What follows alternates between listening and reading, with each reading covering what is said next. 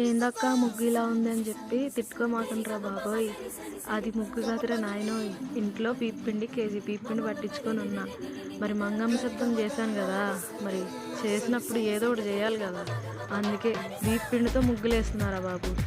కొంచెం డెకరేషన్ చేయడానికి పసుపు కుంకుమ కూడా వాడుతున్నాను. అవి రెండు మంచివే కదా మనకు వాడుకోవడానికి. ఆ ఇంట్లో ఉన్న వరకే నేను యూజ్ చేస్తున్నాను అనమాట.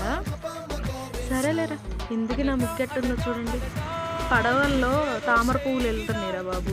నేనైతే ఇది కూడా అనుకోలేదు ఇలా వచ్చిందని, కానీ ఎట్నో వేసినాను. కానీ ఏదేందోరా, నేను ఏది ప్లాన్ చేసుకోవట్లేదు. ప్లాన్ చేసుకోకుండా నా అన్ని ముగ్గులు ఆటోమేటిక్ అయ్యే వచ్చేస్తుంది. ఆ ముగ్గులో చేపెట్టానంటే ఏ ముగ్గు వేయాలని అర్థం కాక ఏది పడితే అది గీసేస్తున్నాను. కానీ అదే అద్భుతంగా వస్తుందిరా బాబు. కొంచెం సపోర్ట్ చేయండి రా బాబు. కొంచెం లైక్ చేయండి, షేర్ చేయండి. మీ ఆంధ్ర అమ్మాయి మీకోసం ప్రతిరోజు ఒక ముగ్గు పెడుతుంది. మీరు తప్పకుండా